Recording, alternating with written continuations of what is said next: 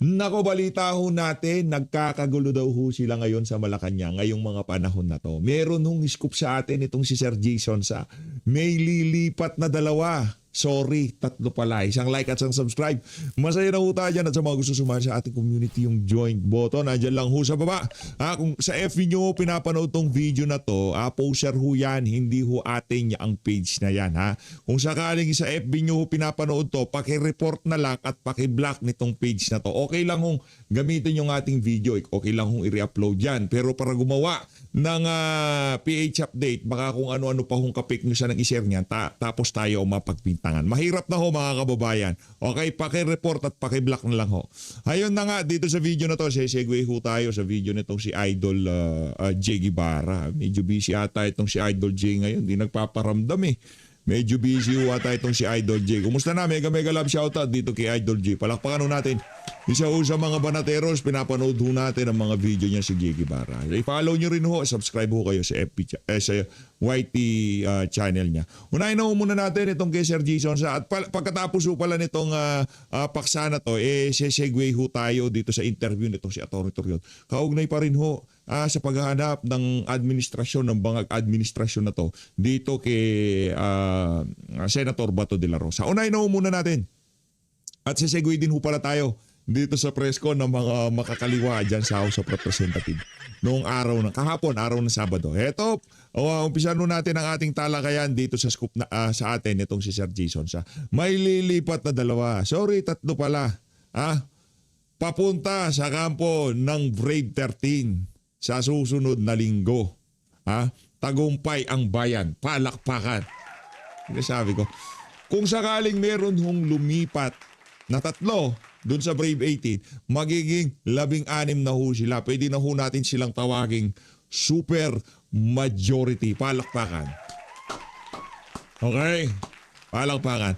Masaya ho tayo na ika nga dito sa nakikita natin na to, hindi ho talaga sang ayon ang mga senador sa ideya, sa ideya ng term extension.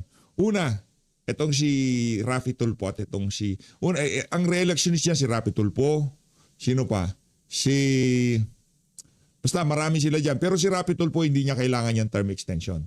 Hindi ho niya kailangan yan. Mga dilawan at pinklawan. Itong si Bam Aquino, itong si Kiko Pangilinan, hindi rin ho nila gusto yan. Panigurado. Bakit? Gusto nga nila ng eleksyon para kahit papaano makalagos at makapwesto sa Malacanang kung papalarin. Diba? Kung papalarin, gusto ho nilang isugal itong 2028 Kaya sa tingin ho natin, talagang naging pukpukan niya ang leadership change sa kadahilan ng etong si Tuta Soto sa kabila ng napakarami nating problema. Ang pinagkakabalahan niya, nakikipag-meeting siya kay Boji D, kung paano tayo mag-charter change. Base dito kay Sir Lito Banayo. Panoorin niyo ho yung video natin, tinalakay ho yan sa Billionaire News Channel. Hindi ho natin gawa-gawa yung balita na yan na kung saan di umano itong si Tito Tuta Soto at itong si Boji D, Speaker Boji D at former Senate President Tuta Soto nagpulong daw at pinag-usapan hetong charter change na to, term extension sa mga senador at congressman at syempre sa president at vice president. Ang mag-e-election lang daw ho, di umano sa 2020, di umano base ito doon sa naging interview dito kay Sir Lito Banayo, mayor at governor. Okay? Ito pakinggan ho natin itong si Boss J. Ito, pakinggan natin. Breaking news again. Naku, hindi talaga to. Galing talaga tong si J. Guevara. Palakpakan natin. Ano pa lang opening salvo pa lang talagang mapapaganito ka na breaking news. Ito mga banateros, mga kabiyaya. Yan. Ay, teka lang Para doon sa mga congressman, senador na tinatakot ngayong mga panahon na to, sa katauhan na rin nitong si Chis Escudero, panindigan nyo lang ho, sir. Siguro na nararamdaman nyo na yung timplada na sambayan ng Pilipino. Kung sakali na meron man nakakapanood dito sa video na to na nasa team nitong Senator Chis Escudero, huwag niyong pansinin yung mga pananakot. Huwag niyong pansinin yung free sa asset, ganito. Alam na ng sambayan ng Pilipino na hindi na nagpahinga itong administrasyon na to. Pagka mayroong galaw sa impeachment, sa ganito, sa ganyan, kagad pinantatakot nila doon sa mga sitting senator at congressman. Yung mga kaso sa ombudsman. Huwag kayong matakot. Tayuan nyo yan. Tayuan nyo, lalabas at lalabas ang katotohanan. Lalabas at lalabas ang katotohanan. Kasi pagka ginamit kayo at nagpagamit kayo dito sa impeachment na to, dyan sa leadership change na yan, at nagpatakot kayo doon sa mga nananakot sa inyo, hindi pa huli yan. Hindi kayo magkakaroon ng independenteng desisyon sa anumang usapin sa ating bayan. Maya't maya merong nakaatang na tabak na pananakot sa inyong mga leeg para sundin yung kagustuhan ng mga adik sa Malacanang. Kaya kung ako sa inyo, magpakatatag kayo kay Senator Joel Villanueva, Senator Jinggoy Estrada, Chis Escudero, magkapatid na Villar, SEC case,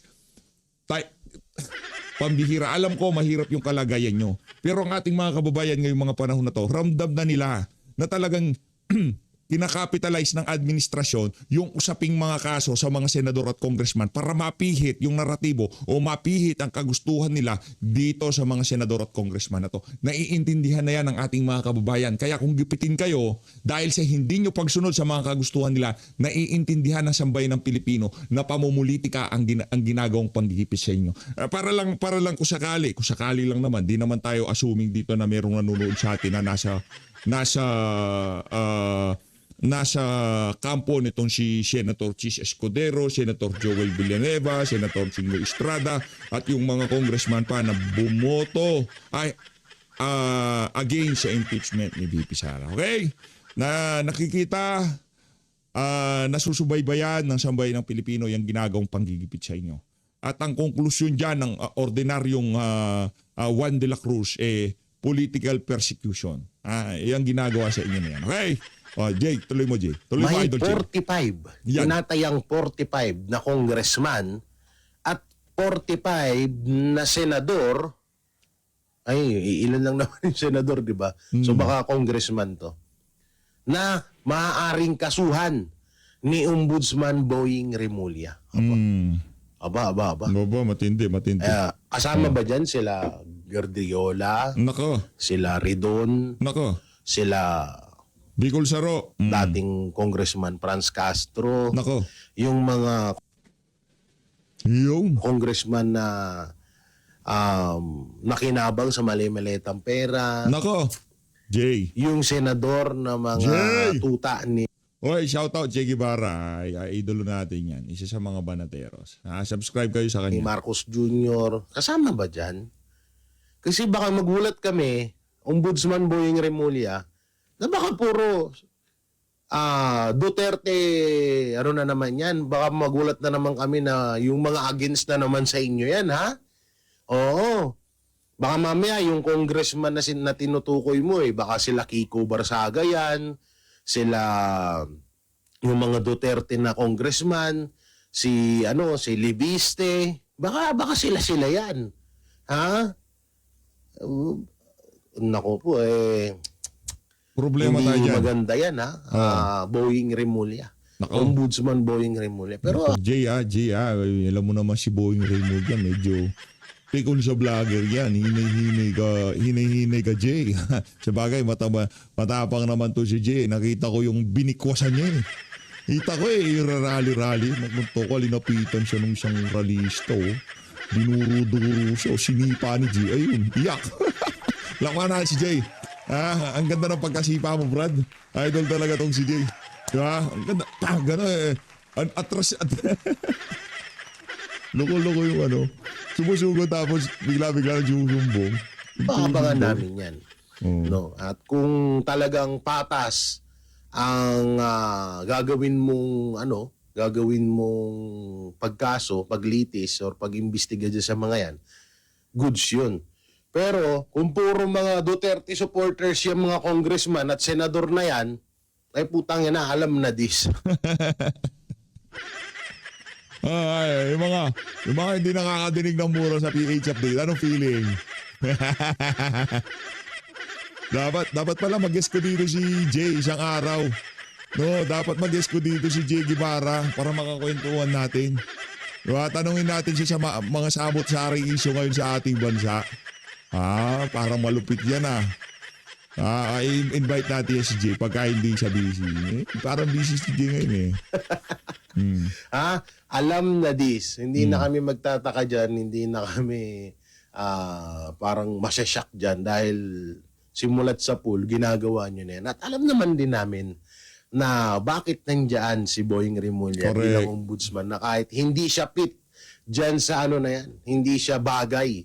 Hindi siya nababagay sa pagiging ombudsman. No? So, alam naman na namin yun kung bakit nandyan ka. Ngayon, abangan na lang natin to. Ito kasi yung sinabi niya. No? Tinatayang 45 at senador na mumurong kasuhan umano ng plunder ni Ombudsman Boying Remulla. Ako, yung pangkakaso ni Boying parang naging parang naging walang kwenta na. Diba? Hindi mong kakasukan ka ng ombudsman. Siguro di ka sumusunod sa gustong mangyari ng administrasyon ng mga adik.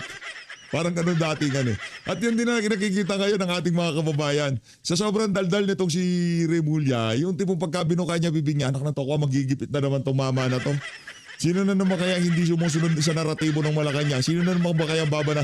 Yun ang nababasa ko sa social media Yun ang nababasa ko. Sorry na lang Ombudsman Boying, pero ako may tiwala ako na magiging patas kayo dyan, di ba?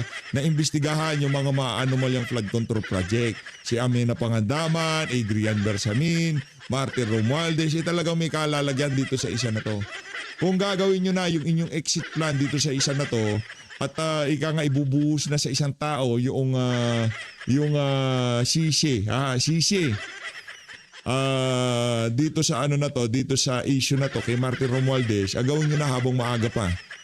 Dahil parang ang dating sa sambayan ng Pilipino, wala nang naniniwala kay Boying Remulla. Yun ang basa ko. Di ako galit kay Ombudsman Boying. Di tayo galit sa kanya Ombudsman yan kayo ba naman? Ombudsman, sinuspindi Sergeant at Arms, mapapapalakpak na lang talaga kayo mga kababayan. Alam naman na natin kamakailan lang si Senator Chis Escudero, di ba? Gustong kasuhan ng plunder ni Boying Remulla. Nakasama ni Romualdez. Putang na. Asan na si Romualdez? Kinasuhan nyo na ba? Nako. Tanga na kapag supporters ng Duterte, ang bilis niyong huliin, pero pag si Romualdez, katagal-tagal Yan. Ang daming cheche bureche Yan. Ano to? Nakuha na naman to? O panibagong palabas na naman? Nako. Basa na kayo nitong si Idol Jay Guevara. Jay Guevara. Ano nga kasing channel ni Jay? Hanapin ko mega love shoutout natin dito si Idol Jay Nakita ko to Siya ang dahilan kung bakit natin ngayon pinag-uusapan itong isa na to. Kasalanan to ni Jay Guevara. Kasalanan to ni Jay Guevara kung bakit natin pinag-uusapan itong paksa na to ngayong mga panahon na to. Jay Guevara. Jay Guevara TV. Mega love shoutout sa iyo. Na nga mga kababayan. Rekta ho tayo sa interview nitong si Atty. Israelito Torion sa Billionaire News Channel. Nakakausap natin ang isa sa mga legal counsel ni Senator Bato, si Atty. Israelito Torion. Magandang gabi po, Attorney. Hello, good evening. Magandang gabi po. Assalamualaikum warahmatullahi wabarakatuh. Magandang gabi po. Well, Attorney, nabasa na po ba ninyo yung sagot ng OSG sa inyong TRO petition? The OSG says, kung nabasa na po ninyo, anong reaction nyo po dito?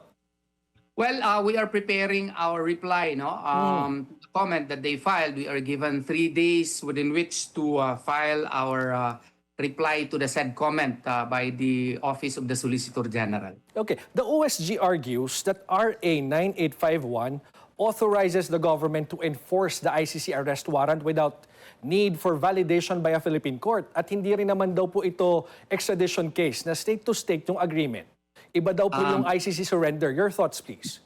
I hope I will not be committing a violation of the sub judice rule, because this is an ongoing case. But I think the people also have the right to know. Well, that is the stand of the Soljan, but we respectfully disagree, simply because of the fact that the right of an accused person, even in cases of warrants of arrest by foreign courts,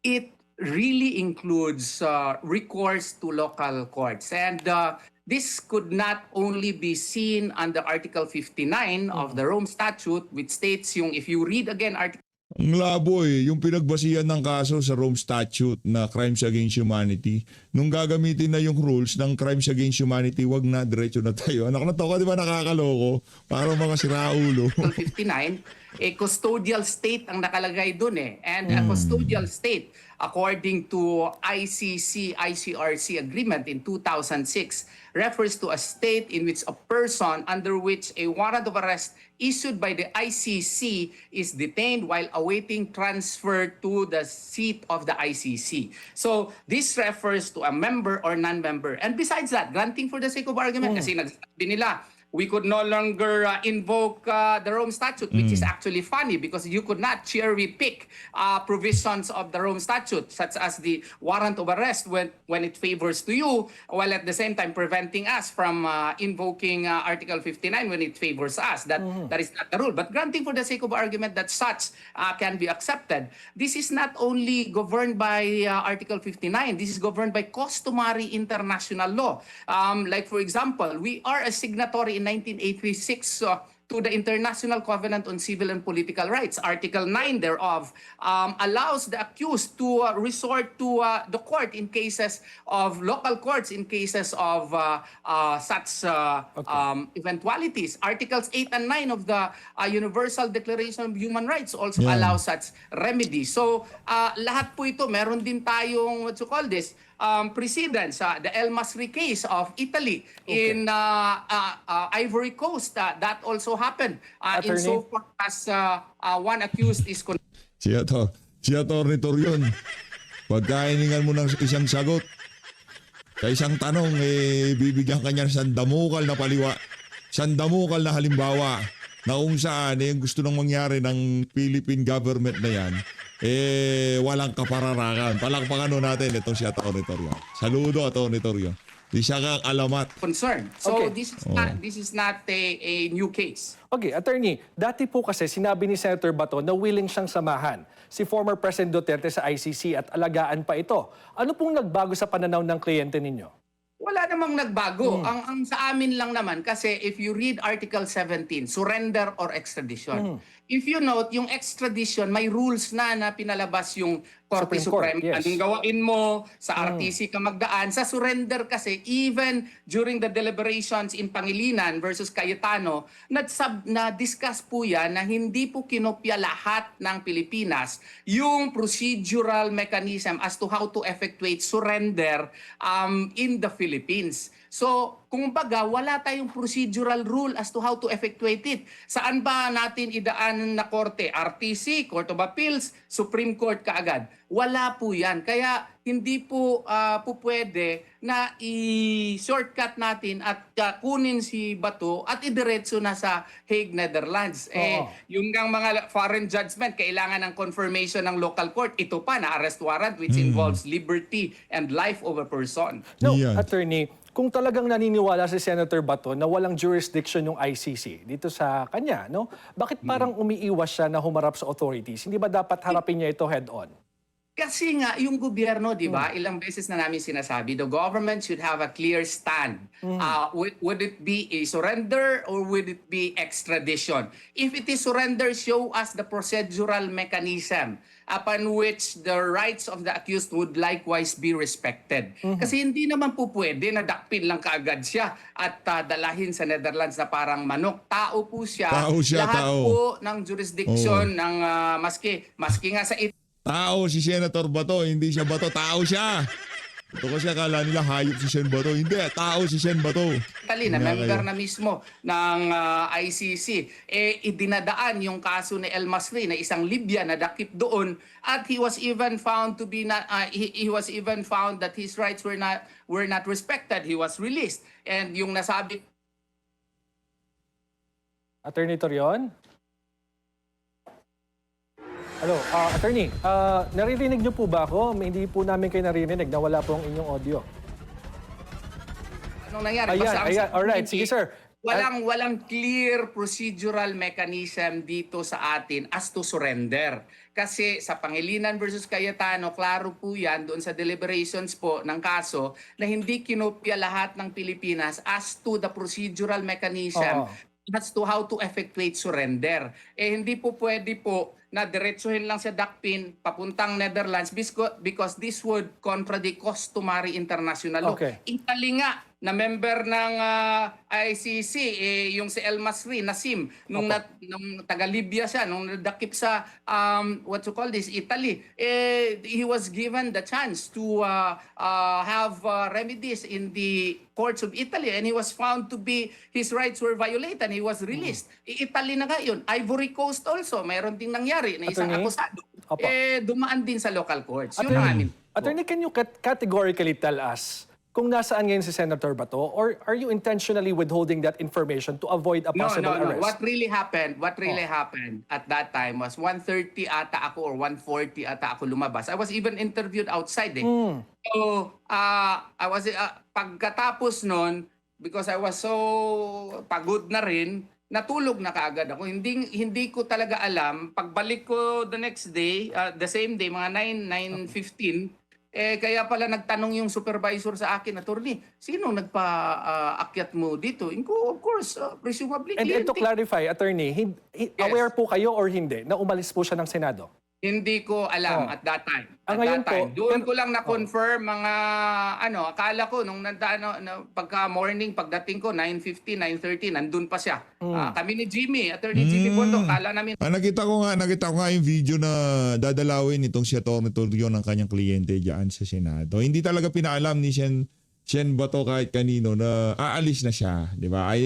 Ayaw na niyang makabulahaw ng kung sino man diyan sa Senado. Kasi ginugulo ang institusyon dahil labong sa dalawang beses na tangkang pagdakip sa kanya, hindi ho sila nakakana dito kay Sen Bato, no? nandun pa siya kasi Alam nung niya nagputukan, talaga immediately before nagkaputukan, nagkahiwalay kami, lumabas pala siya doon sa opisina ni Senator Cayetano. Attorney, anong oras niyo po siya huling nakita? Sa opisina ni Senator Padilla. Anong oras niyo po siya huling nakita, Attorney? Mga before kami lumabas, mga Nung 1:30, picture, selfie pa kami 1:30, doon sa crime scene. Are you in touch with Senator Bato right now? Do you know where he is? I am in touch with the family but not with him. Okay. Kasi nagaping daw yung cellphone ko, i-contact ko siya. So I'm not contacting him. So, you're confirming, sir, na Sigurado nagtatago yun. siya ngayon? Automatic na yun. No, I'm not he's not making himself available. But if you want to call it that, that's your right also. That's your opinion. Okay, we understand. But what's your next step in case the Supreme Court will not issue a TRO after the 72-hour period na ibinigay para mag-comment yung mga government agencies? We are hoping and praying that the Supreme Court would act. Then if it will not, then we will see. We will cross the bridge when we get there. Okay, maraming salamat po sa inyong oras, Attorney. Ayun na nga mga kababayan, napakahusay talaga nitong si Atty. Sreli Tutorial. Rekta ho tayo sa interview ng mga corned beef tuloy. Ano ba corned beef na naman yan? Kawawa, no? Naging corned beef. Ganun talaga, anak ng toka. Sa lahat ng pinasok nyo yun eh. Dapat handa din kayo ma-corned beef. Okay, krimen ang pag-aarmas, krimen ho yan. Krimen na makipagpalitan ng bakbakan sa mga ating mandirigmang sundalo. Mali-mali yan. Habang yung mga ordinaryong miyembro ng kabataan ay nagtitraining sa bundok, maakit sa bundok, yung anak ng mga leader nila ay nagpapakulot at tumataba sa House of Representatives. Wala pang natin. Representante ng mga rebelding representante ng mga matitigas na ulong kabataan. Kasi kung hindi kayo matigas ang ulo nyo, di kayo sasali dyan sa kabataan na yan eh. Pag sumali kayo dyan sa kilusan na rin-representa itong babae na to, kabataan dyan sa grupo na yan, ibig sabihin matigas ang ulo nyo. Hindi kayo para sa bayan. Okay? Para kayo sa corned beef. O, pakinggan natin. how would I describe the 8 hearings that underwent Ibibida niya. Ibibida nitong The Wicked Witch of the North. Sabi ata niya Ateng. Wicked Witch of the East. Kinorek siya. Ano ba? South ba? South yun. North to West. Wicked Witch of the East, sabi niya South yun. Sa baba yun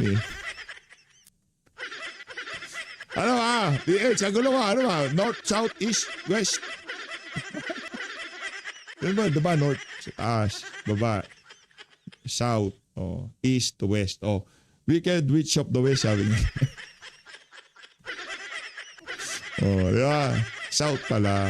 Okay. the House Committee on Justice noong na-receive ng House of Representatives yung several citizens' complaints for impeachment laban po kay VP Sara Duterte. I'd like to sum it up with 2 words. Yan. Conservative yet fair. Galing na po ito sa taga-minorya, taga-Makabayan Bloc, and hindi po sa leadership ng House Committee on Justice. Definitely, kung naghahanap ng butas doon sa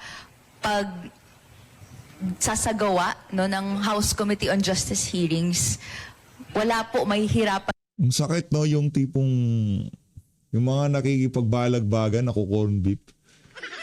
Yung leader nila nagpapakulot. Kung makahanap ng butas. Aray Kung mo. tignan natin, baybayin lang natin saglit kung paano po na-handle yung hearings. If itatrack natin, may ilang beses po na may difference of votes. Yung representasyong nandito ngayon, yung Makabayan, and yung majority of the House Committee on Justice.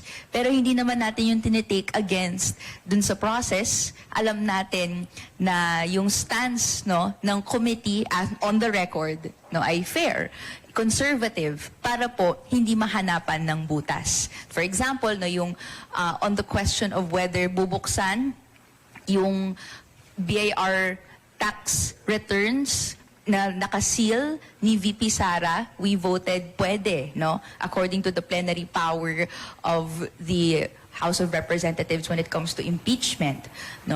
But eventually, the committee decided na hindi. Ibigay na natin yung kapangyarihan at responsibilidad na yan sa Senate. Or even, the Makabayan Bloc sponsored complaint that was set aside by the House Committee on Justice dahil may pangamba na magamit pa yung date ng kailan final yung citizen complaint na yon vis-a-vis yung unang decision ng Duterte versus House of Representatives na na-overturn naman na. So, yun. Conservative yet fair. So, anong inaasahan natin sa mga susunod na araw? Sa Monday, magsisimula na yung impeachment process as per current Senate President Alan Peter Cayetano, na nagpirma na ng document, but subjecting it to processes of the Senate na yun dapat yung tutukan natin sa mga magdadaang mga araw.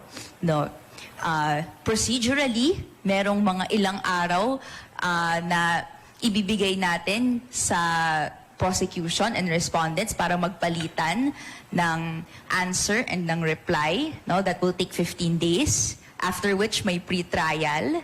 Then saka lang sasalang sa trial proper.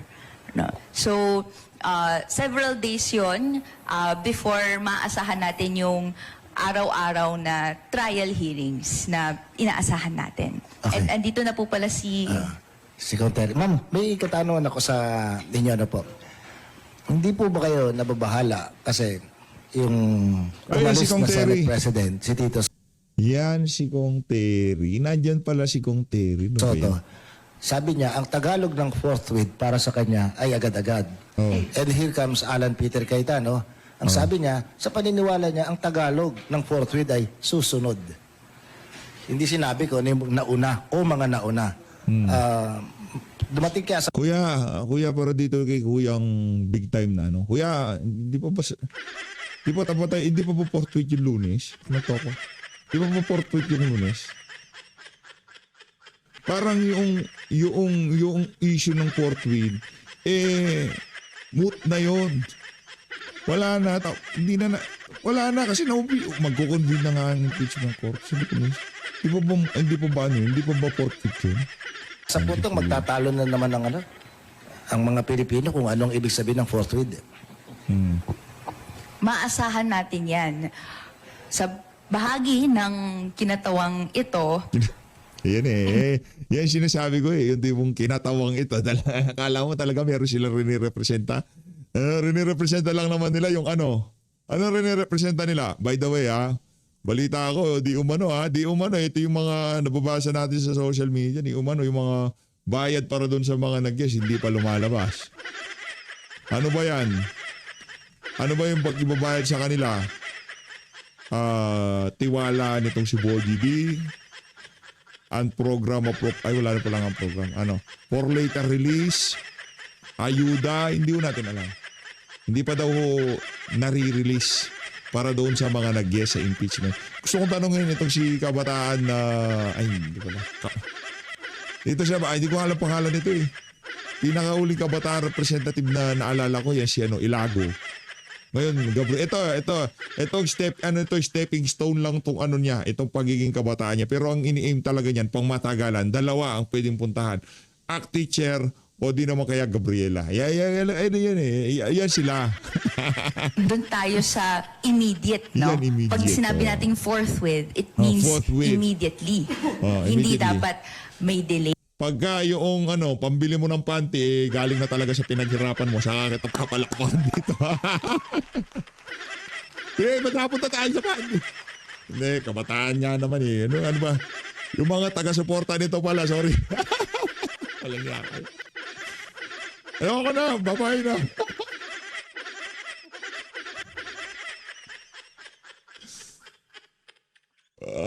Ano ba yan?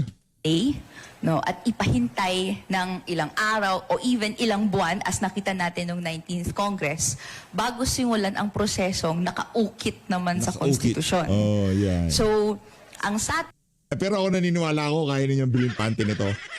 Kaya nang bilhin yung sarili niyang mga gamit sa katawan. Nakontowa. Kayo ba naman na magkaroon ng MOOE, Maintenance and Other Operating Expenses? Natural operating ngayon, mga damit-damit niya, mga luho nila dyan. Yun ang ginagamit nila, MOOE, Maintenance and Other Operating Expenses. Di ba? Paano mag-ooperate ang opisina ng kabataan dyan sa house kung di sila bibili ng mga panty nila? Isipin mo yun. Isipin nyo yung mga kababayan, especially sa mga kababayan nating OFW. Aminin nyo, proud din kayo para dito sa bata na to. Mantangin nyo pati panty nyo, binibili na natin. Ang matindi dito, pati yung mga kabit ng ibang mga congressman, binabayaran natin. Ganun tayo katindi dito sa Pilipinas. Hindi lang ang panty nito si Kabataan Party ni sa Maintenance and other operating expenses. Di ba? Natural yan. Lahat na kung mga computer, laptop, pambayad sa staff, pambayad sa, di ba? Travel expenses nga, binabayaran, panty pa kaya. Naku ng Petrang Garapata. Kaya, kailangan nyo maging proud sa mga sarili nyo para sa mga OFW natin. Yang pagkakulot ng bata na yan, anak ng Petrang Garapata. Palakpakan nyo mga sarili nyo yan. Ika nga, meron tayong dahilan para maging proud sa ating mga congressman, mga mambabatas, at para doon sa mga bumoto ng yes dito sa impeachment ni VP Sara. Na madam, kung hindi masambay ng Pilipino o bumili ng panty mo, palakpakan. Good for you. Ano pa trabaho mo? Sweldo mo, ganun din, galing din sa amin yan. Galing din yan sa kabahan ng sambayan ng Pilipino. Yung pinang-sweldo mo na pinambili mo ng panty, galing din. Napot na tayo sa panty. Hindi, ang ano natin dito, pinapackage natin. Ganun ho katindi ang sambayan ng Pilipino. Ultimo panty nitong bata na to, tayo bumibili. Ganun tayo katindi. Hindi, ang sarap sanang pakinggan eh. Yeah, ang sarap sanang pakinggan. Tayo naman dito sa PH Update, di naman ho tayo ano dyan sa ganyan eh. Kung meron naman mga punto, kasi itong bata na to, kabataan party list, ang dami na napahamak dyan sa organisasyon na yan. Sa aminin man ho nila at sa hindi, sila ang nagiging nagiging dahilan kung bakit yung ibang mga kabataan naliligaw na landas. Hindi lang ho droga ang dahilan kung bakit nasisira ang ulo ng mga bata, okay? Pagka pumasok sa kanila, yung damonyong ideolohiya, nako, sigurado ho mga kababayan, sigurado ho. Eto, sige. PH, paano mo nasabing damonyong ideolohiya? Devil ideology. Pagka nag-extort yung mga makakaliwa, pagka hindi binigyan ng mga mamumuhunan, sinusunog nila yung mga, hindi ko sinasabing tong si kabataan. Ang sinasabi natin yung mga affiliated sa kabataan na maya-maya sinasabihan nila yung kanilang mga magulang, NPA na po ako. Hindi ko sinasabi ito, okay? Hindi ko sinasabi itong si Kabataan Party List. Ang sinasabi natin, karamihan ng mga nalalagay sa hanay nila, maya-maya nakikita natin sila ay nasa makakaliwa at nakikipagpalitan ng putukan sa ating mga tropa.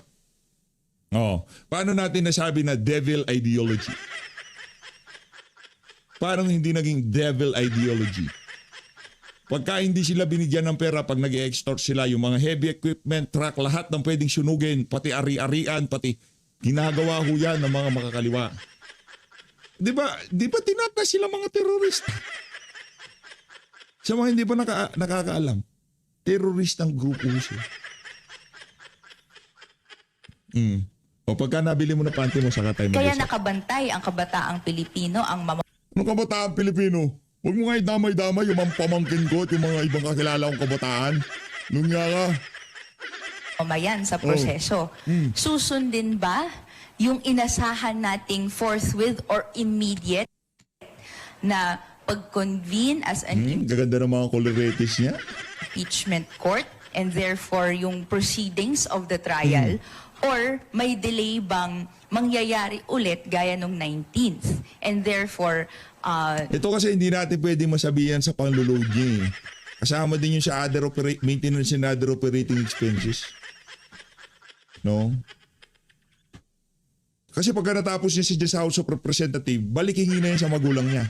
O baka marami na siyang naipon pagdating na panahon na yun. Di ba? Ano na siya? Magiging Gabriela o act teacher na siya. Di ba? Kaya ka ha? again, we invoke the phrase, no, justice delayed is justice denied. Yeah. So sa atin, maaasahan natin na may ganyan, lalo na nagbago nga yung liderato ng Senado. And ito nga yung isa sa makikita nating contentious issues na pagdedebatihan nila on the floor. Pero clear naman yung tindig natin dyan. Ma'am, isa pang tanong sa inyo. Kayo ba'y naniniwala na kaya nagpalit ang liderato ng Senado para hindi matuloy o madelay ang impeachment? May bahagi na yun yung agam-agam ng mamamayang Pilipino, di ba? Kasi ano bang mga effects ng pagpalit ng Senate leadership? May nakita akong tatlo, possibly, di ba? Lalo na't yung bagong majority, no, publicly, no, aligned with VP Sara Duterte. And publicly, during the 19th Congress, no, nagpasa ng mga motion para Teka lang. Kung ganun pala pagbabasihan natin, wala tayong impeachment ngayong mga panahon na to. Yung mga prosecutor publicly against kay VP Sara. So kung ganun pala pinag-uusapan natin, gusto nyo puro favorable lamang sa impeachment, walang kontra. Anong nang ka? Ayoko na sa earth. Bahala na kayo dyan. Di ba? Yun nga talaga. ipatigil yung mismong trial proper, no? Whether that's motion to dismiss, no? Or motion na pagbotohan natin kung magko-convene ba tayo as an impeachment court anyway. Ano ba yung tatlo na inaasahan natin? One, delay in the process, no? Yung reinterpretation nga ng word na forthwith. Number two, yung conduct of the trial itself. Ano bang nakita natin sa kasaysayan? nakita natin, di ba, during the impeachment trial ni former President Estrada, nagkaroon ng discussion yung Senate kung bubuksan ba nila yung envelope that contains evidence na ikukonsidera sana na Contains evidence. Nung binuksan yung envelope, wala palang laman. Ito talagang, Madam, buhay ka na ba noon? Langya ka, oo. Tapusin na ho natin to. Linoloko na tayo nitong kabataan party list representative na to. Hindi ganito. Para sa mga kabataan, huwag kayong sasali ha, kung nasa mga state university at colleges kayo. Iwasan nyo yung mga grupo na kung saan sinasabi nila ano lang, gagawa lang tayo ng project, maya-maya nagka-camping na kayo. 'Di ba? Nagka-camping na kayo sa Mount Sierra Madre, 'di ba? Mahirap na. Ingat kayo. Gagamitin lang kayo ng mga 'yan. Okay? Huwag kayong sumali. Devil ideology. Hindi pagmamahal sa bayan ang ginagawa ng mga walang yan. Okay? Huwag kayong maniwala.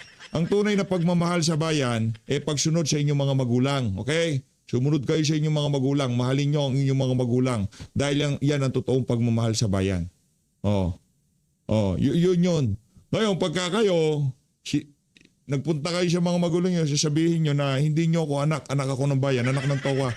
Nalason na yung utak nyo nung ideolohiya nitong mga makakaliwang grupo na to. So always, maraming salamat po sa pag-support sa PH Update. Mag-ingat po kayo lahat, lalong-lalo na doon sa mga merong devil ideology.